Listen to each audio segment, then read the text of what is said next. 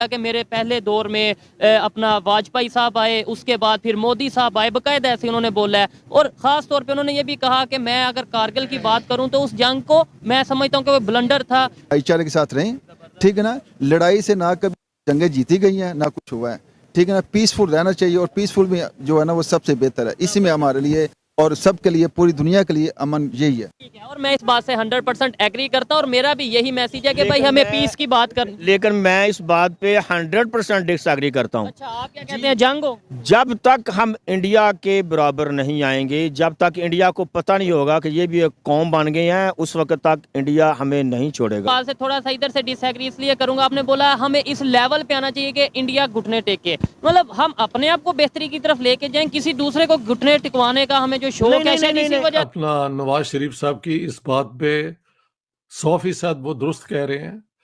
ये मिलिट्री का एक बहुत बड़ा ब्लंडर था, क्योंकि इन्होंने ये कारगिल तो कर दिया, लेकिन उसके लिए जो होती है ना पूरी डिप्लोमेटिक तैयारी, पॉलिटिकल तैयारी, कि इसको कैसे जस्टिफाई करना है किसके, वो इन्होंने किया नहीं।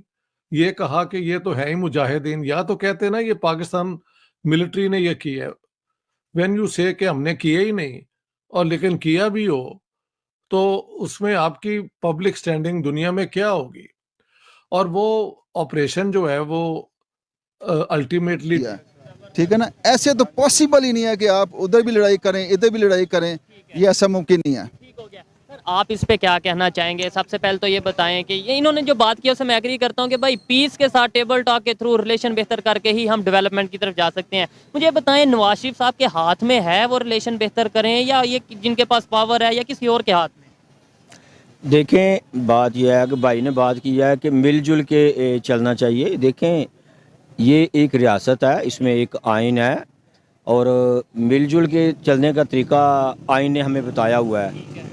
जब सियासतदान और बैसीत रियासत, हमारे कोई भी अदारा हो, इवन फ़ौज हो, कोई अदारा हो, अपने आइनी हदूद में रहेंगे तो मामला सारे सॉल्व हो जाएंगे। मियाँ साहब जो बात कर रहे हैं कि मैं रिलेशन ठीक करूँगा, मैं बैसीत इंडिया के साथ खास तौर इंडिया के साथ, हाँ जी, मैं बैसीत पाकिस्तानी और सीनियर सिटीज़न होने के नाते मेरी वाचिंग ये है कि आया कि मियाँ साहब के हाथ में ये बात है या किसी भी सियासतदान के हाथ में ये बात है। और मेरा ख्याल यह है कि मियाँ साहब को जो हकीकत है ना वो रियलाइज़ करनी चाहिए। मियाँ साहब ने कारगिल का जिक्र किया है, मियाँ साहब को बताना चाहिए कि कारगिल में क्या हुआ था, कारगिल में कौन जिम्मेदार है। बस ये कौम हम जानना चाह रहे हैं कि कारगिल में कौन जिम्मेदार है। हमारे सियासतदान जिम्मेदार है, हमारी फ़ौज जिम्मेदार है। कारगिल में बहुत नुकसान हुआ है, क्यों हुआ है? सीधा सीधा कहते हैं कि भाई वो मुशर्रफ साहब जिम्मेदार थे। मुशर्रफ साहब जिम्मेदार थे तो आज मियाँ साहब क्यों वापस आए हैं? मियाँ साहब आज लाडले का खिताब खान साहब को कहते थे, आज लाडले का खिताब तो मियाँ साहब के पास है। आज एक बड़ी बात यह है कि ये तो एक अलहदा टॉपिक, एक अलहदा डिबेट है कि भाई हम नवाज शरीफ साहब क्या चाहते हैं, पाकिस्तान की पब्लिक क्या चाहती है, पाकिस्तान के अदारे, एस्टेब्लिशमेंट, आर्मी क्या चाहती है। इस टाइम उससे बड़ा सवाल ये है कि इस टाइम इंडिया वाले हमसे रिलेशन बेहतर करना चाहेंगे। जिस लेवल पे वो जा पहुंचे हैं, वो रशिया के साथ ट्रेड कर रहे हैं, यूएस के साथ वो अपने रिलेशन बेहतर कर रहे हैं, वो इस लेवल पे जा चुके हैं, वो आज हमें चाहेंगे कि फिर से हम उसी तरीके से हों। भाई वो क्यों चाहेंगे? मैं कल हामिद मीर साहब का एक क्लिप सुन रहा था सोशल मीडिया पे। हुई बेनजीर भुट्टो के मुताबिक तो 3000 लोग हमारे मारे गए हैं, और नवाज शरीफ का भी कोई क्लेम 2-2,500 तक है। लेकिन आर्मी के लिए इतना बड़ा जो ब्लंडर है उसको कवर करने का एक ही तरीका था कि किसी को स्केपगोट बनाया जाए ना, किसी पे इल्ज़ाम दिया जाए। तो इल्ज़ाम लगा कि हम तो कारगिल में बहुत कमाल कर गए थे, लेकिन नवाज शरीफ ने जाके बिल क्लिंटन के सामने घुटने टेक दिए और हमारा सारा जो गेन है वो ख़त्म हो गया। It is the other way around. इनकी जंग बिल्कुल क्या कहते हैं, India was gaining because of, उन्होंने पूरी आर्मामेंट इन्वॉल्व कर दी थी और पाकिस्तान उसका जवाब नहीं था दे सका, क्योंकि आप कह रहे थे हम तो इन्वॉल्व ही नहीं है इनिशियली। सो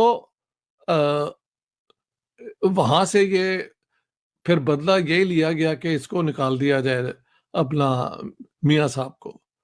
तो I think is absolutely right.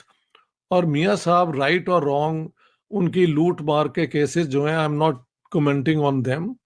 कभी कोर्ट उनको मुजरिम करार दे देती है, कभी उनको बरी कर देती है। तो पाकिस्तान की कोर्ट्स का क्या मौक़िफ़ है, वी डोंट नो। लेकिन जहाँ तक इंडिया के साथ ताल्लुक का है, तो नवाज शरीफ की पोजीशन जो है वो ज़्यादा रियलिस्टिक और पाकिस्तान के हक में है।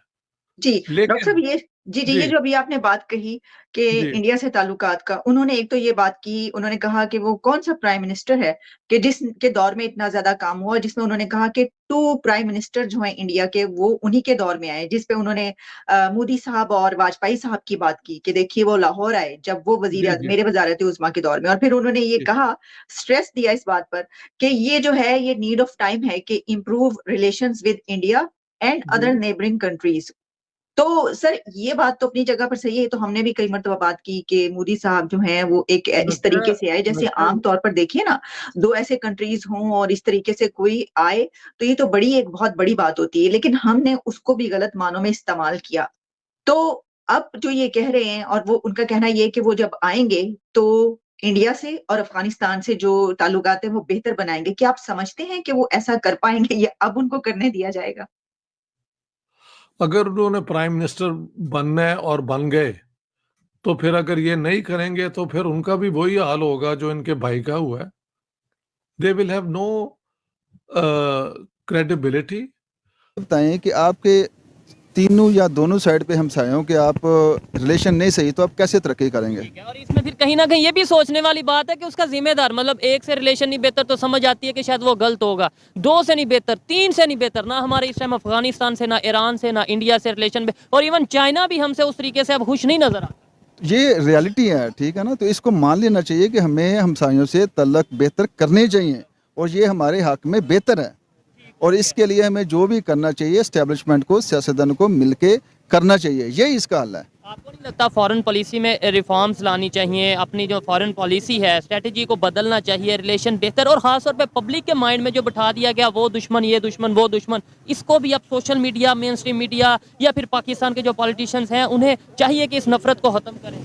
जी बिल्कुल, एब्सोल्युटली, क्यों नहीं, ये होना चाहिए।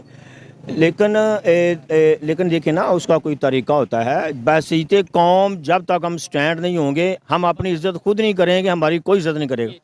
रिसेंटली आपने वर्ल्ड कप देख लिया है, वर्ल्ड कप में पाकिस्तानी टीम का क्या हाल हुआ है, आप देख रहे हैं, बुरा हाल हो। सीते पाकिस्तानी देखें कि उन्होंने हमें तो कौम समझे ही नहीं है कि ये भी एक कौम है कोई। बहुत बुरा हाल उन्होंने किया है। तो खाली मियाँ साहब के बयान